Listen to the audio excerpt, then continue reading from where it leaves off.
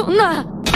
だが最強の元気玉をもってしてもフリーザを倒すことはできなかった。ピッコロさん、一匹残らず生かしては返さんぞ。ダメージは食らっても貴様らごとき片付けるのはわけはないぞ。クリリン、やめろフリーザ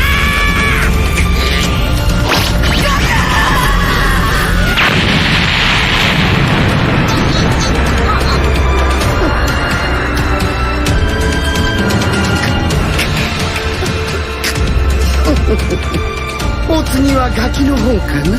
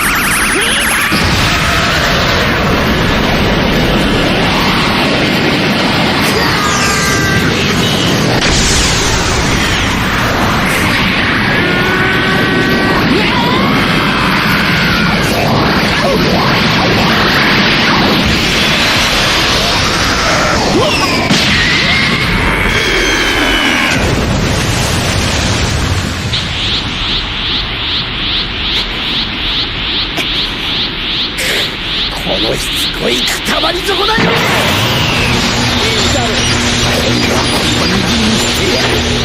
あの地球人のように。あの地球人のように。クリリンのことか。クリリンのことか。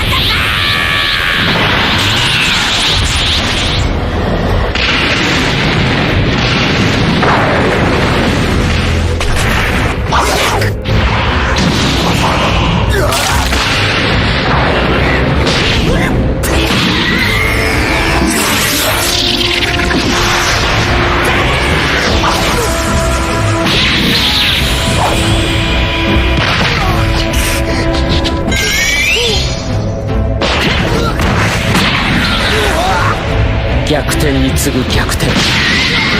果てしない死闘の果てについに決着が訪れる。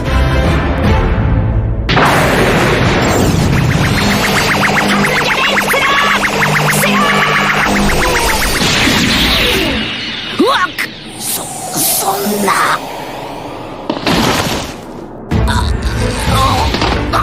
孫悟空はフリーザにとどめを刺さなかった。それどころか自らの気を分け与え、だが俺は宇宙一なんだ。だから貴様はこの俺の手